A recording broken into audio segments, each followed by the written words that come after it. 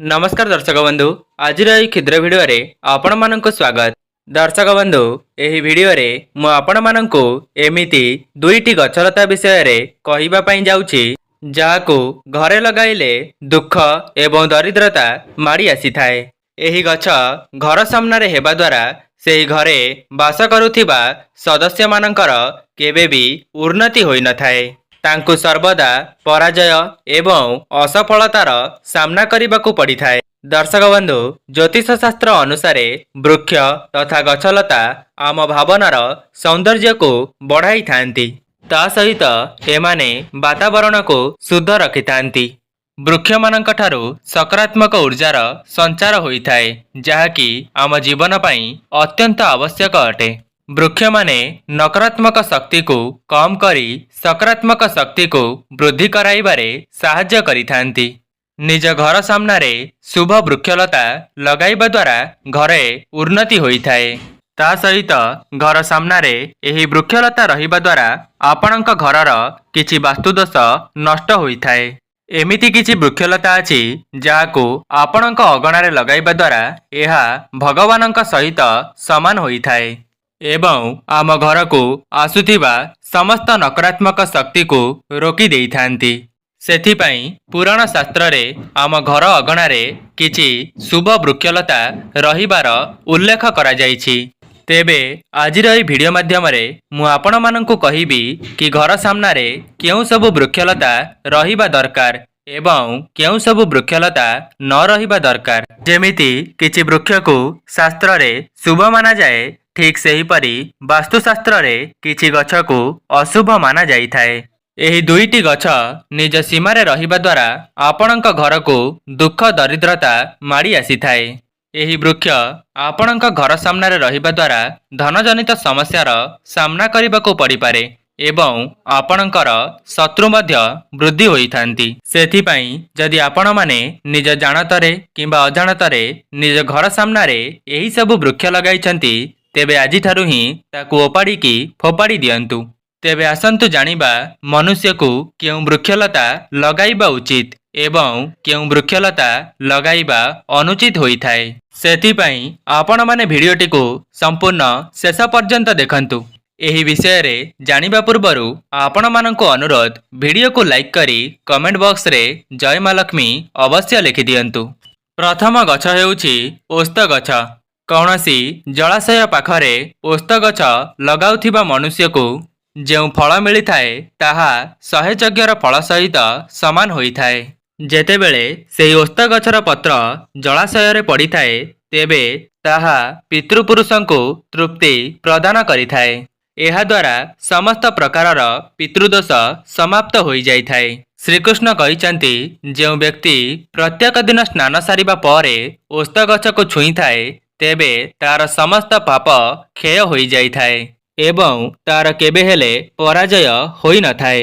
ता सहित ओस्त गछ को स्पर्श करिबा द्वारा आपणको मां लक्ष्मींकर कृपा प्राप्त होई थाए एवं ओस्त गछर प्रदक्षिण करिबा द्वारा आपणकर आयुष वृद्धि होई थाए।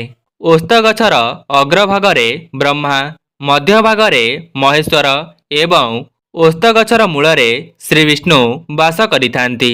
दर्शक बंधु सोमवती अमावास्या दिन ओस्त गछ को प्रणाम करिबा द्वारा जो फल प्राप्ति होई थाए ताहा 1000 गाईर दान करिबा सहित समान होई थाए।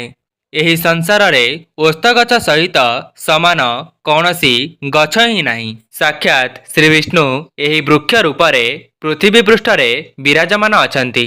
ओस्त गछर वृक्ष को आघात देबा तथा काटिबा महापाप बोली माना जाई थाए। एमिति मनुष्य नरक को जाई थाए एवं जो मनुष्य ओस्त गछ को मूलरू काटी थाए तांकर केबे भी नरकरू उद्धार होई न थाए। दर्शक बंधु 2 नंबर गछ हेउछि अँला गछ। श्रीकृष्ण कहिचंती, अँला गछ प्रत्येक मानव जाति रे प्रसिद्ध एवं पवित्र होई थाए। अँला गछ को लगाइबा द्वारा आपण माने जन्म मृत्युर चक्ररू मुक्ति होई जांती। एही पवित्र फल श्री विष्णुंकर अत्यंत प्रिय होई थाए। जो व्यक्ति एही अँला को श्री विष्णु को अर्पण करिथांती तांकर मनोवांछा खूब शीघ्र पूर्ण होई थाए। ତା ସହିତ ଅଁଳାକୁ ଖାଇବା ଦ୍ୱାରା ଆପଣଙ୍କର ଆୟୁଷ ବୃଦ୍ଧି ହୋଇଥାଏ ଏବଂ ଅଁଳାର ଜଳକୁ ପିଇବା ଦ୍ୱାରା ଆପଣଙ୍କୁ ସମସ୍ତ ପାପରୁ ମୁକ୍ତି ମିଳିଥାଏ ଏବଂ ଅଁଳାକୁ ଜଳରେ ମିଶାଇ ସ୍ନାନ କରିବା ଦ୍ୱାରା ଆପଣଙ୍କର ଜନ୍ମ ଜନ୍ମାନ୍ତରର ପାପ ନାଶ ହୋଇଥାଏ ଏବଂ ଆପଣଙ୍କ ମନରୁ ସମସ୍ତ ନକାରାତ୍ମକ ଚିନ୍ତା ଦୂର ହୋଇଯାଇଥାଏ। ଯେଉଁ ଘରେ ଅଁଳା ସଦାସର୍ବଦା ଉପଲବ୍ଧ ଥାଏ ସେହି ଘରେ କେବେ ବି ରାକ୍ଷସ ପ୍ରକୃତି ପ୍ରବେଶ କରିପାରିନଥାଏ। ଯଦି ଆପଣମାନଙ୍କୁ ଏକାଦଶୀ ଦିନ ଅଁଳା ମିଳିଯାଏ ତେବେ ଆପଣଙ୍କର କୋଟି ଜନ୍ମର ପାପ ନାଶ ହୋଇ ପୁଣ୍ୟଫଳ ପ୍ରାପ୍ତ ହୋଇଥାଏ। ଦର୍ଶକ ବନ୍ଧୁ, କେଶରେ ଅଁଳାର ରସ ଲଗାଇବା ଦ୍ୱାରା ଆପଣଙ୍କର ମର୍ତ୍ତ୍ୟମଣ୍ଡଳରେ ପୁନର୍ବାର ଜନ୍ମ ହୋଇନଥାଏ। ଯେଉଁ ଘରର ସାମ୍ନାରେ ଅଁଳା ଗଛ ରହିଥାଏ ତେବେ ମା ଲକ୍ଷ୍ମୀ ଏବଂ ଶ୍ରୀ ବିଷ୍ଣୁ ସେହି ଘରେ ସ୍ଥିର ଭାବରେ ବାସ କରିଥାନ୍ତି। 3 ନମ୍ବରରେ ଅଶୋକ ଗଛ। ଦର୍ଶକ ବନ୍ଧୁ, ପଦ୍ମପୁରାଣ ଅନୁସାରେ ଅଶୋକ ଗଛରେ ଅପ୍ସରାମାନଙ୍କର ବାସ ହୋଇଥାଏ।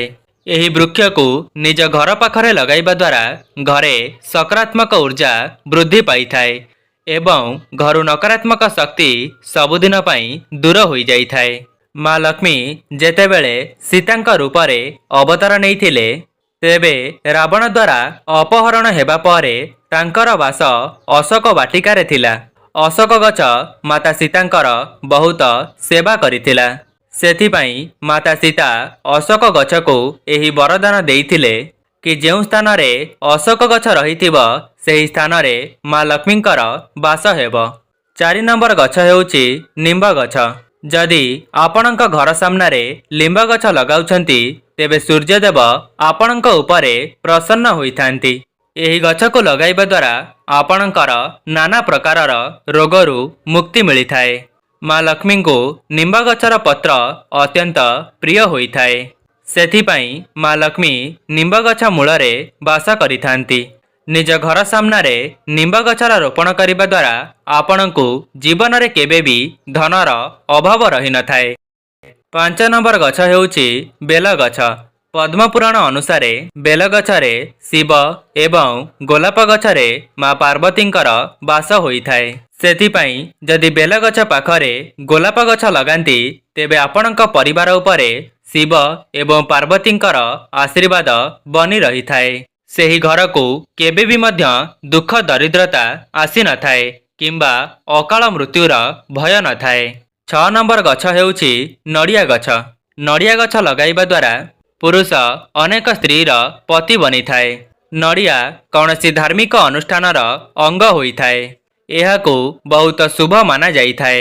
ଘରର ସାମ୍ନାରେ ଯଦି ନଡ଼ିଆ ଗଛ ରହିଥାଏ ତେବେ ସେହି ଘରକୁ ବହୁତ ସକାରାତ୍ମକ ଶକ୍ତି ପ୍ରବେଶ କରିଥାଏ ଏବଂ ସେହି ଘରର ପ୍ରତ୍ୟେକ ସଦସ୍ୟମାନଙ୍କର ସମାଜରେ ମାନ ସମ୍ମାନ ବୃଦ୍ଧି ପାଇଥାଏ। ନମ୍ବର 7, ଯଦି କୌଣସି ମନୁଷ୍ୟ ବହୁତ ବଡ଼ ରୋଗରେ ପଡ଼ିଛି ତେବେ ତାକୁ ଅର୍ଜୁନ ଗଛ ଲଗାଇବା ଅତ୍ୟନ୍ତ ଆବଶ୍ୟକ ଅଟେ। ଅର୍ଜୁନ ଗଛ ଲଗାଇବା ଦ୍ୱାରା ବଡ଼ ବଡ଼ ରୋଗ ଦୂର ହୋଇଥାଏ। ଏହି ବୃକ୍ଷ ଆରୋଗ୍ୟ ପ୍ରଦାନ କରିଥାଏ। ଦର୍ଶକ ବନ୍ଧୁ, ଯଦି କୌଣସି ବ୍ୟକ୍ତିକୁ ଚୋରମାନଙ୍କର ଭୟ ରହିଥାଏ ତେବେ ତାଙ୍କୁ ନିଜ ଘର ପାଖରେ ବାଉଁଶ ଗଛ ଲଗାଇବା ଉଚିତ। ଏହି ବୃକ୍ଷ ଚୋରମାନଙ୍କୁ ଭୟଭୀତ କରିବା ସହିତ ଘରର ମଧ୍ୟ ରକ୍ଷା କରିଥାଏ। ଚନ୍ଦନ ଏବଂ ପଣସ ଗଛ ଆପଣଙ୍କୁ ଧନ ଏବଂ ସୁଖ ସମୃଦ୍ଧି ପ୍ରଦାନ କରିଥାନ୍ତି। ଏହି ବୃକ୍ଷକୁ ରୋପଣ କରିବା ଦ୍ୱାରା ଆପଣଙ୍କ ଜୀବନରୁ ଦୁଃଖ ଦରିଦ୍ରତା ଦୂର ହୋଇଯାଇଥାଏ। ତେବେ କଦଳୀ ଗଛ ମଧ୍ୟ ଅତ୍ୟନ୍ତ ଶୁଭ ହୋଇଥାଏ। ଏହାଦ୍ୱାରା ଘରେ କଳି ଝଗଡ଼ା କମ୍ ହୋଇଯାଇଥାଏ। ତା ସହିତ ଘରେ କଦଳୀ ଗଛ ରହିଲେ ଘରେ କେବେ ବି ଧନର ଅଭାବ ରହିନଥାଏ। ଦର୍ଶକ ବନ୍ଧୁ, ଗଙ୍ଗଶିଉଳି ଗଛକୁ ପାରିଜାତ ମଧ୍ୟ କୁହାଯାଇଥାଏ। ଏହି ଗଛର ଉତ୍ପତ୍ତି ସମୁଦ୍ର ମନ୍ଥନରୁ ହୋଇଥିଲା ଏବଂ ମା ଲକ୍ଷ୍ମୀ ମଧ୍ୟ ସମୁଦ୍ର ମନ୍ଥନରୁ ଜାତ ହୋଇଥିଲେ। ସେଥିପାଇଁ ପାରିଜାତ ଗଛର ବହୁତ ଅଧିକ ମହତ୍ତ୍ୱ ଅଛି। ଯଦି ଆପଣଙ୍କ ଦ୍ୱାରା ସମ୍ଭବ ହେଉଛି ତେବେ ଏହି ଗଛକୁ ଲଗାଇବା ଦ୍ୱାରା ମା ଲକ୍ଷ୍ମୀଙ୍କର ବିଶେଷ କୃପା ଆପଣଙ୍କ ପରିବାର ଉପରେ ପ୍ରାପ୍ତ ହୋଇଥାଏ।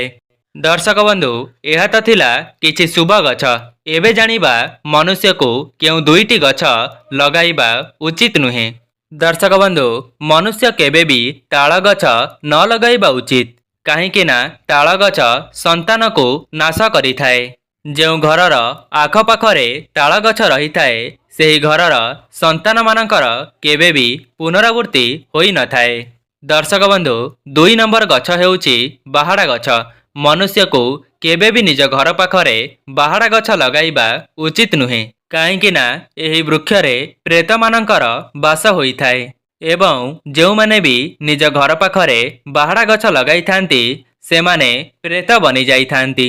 ତା ସହିତ ବାହାଡ଼ା ଗଛ ମୂଳରେ ବସିକରି କିଛି ବି ପୂଜାପାଠ କରିବା ଉଚିତ ନୁହେଁ। ଯଦି ଆପଣଙ୍କୁ ଶତ୍ରୁମାନଙ୍କର ଭୟ ରହୁଥାଏ ତେବେ ଆପଣମାନେ କେତକୀ ଗଛକୁ ନିଜ ଘରେ ରୋପଣ କରନ୍ତୁ, ଯାହାଦ୍ୱାରା ଆପଣଙ୍କର ଶତ୍ରୁ ଭୟ ମଧ୍ୟ ଦୂର ହୋଇଯିବ।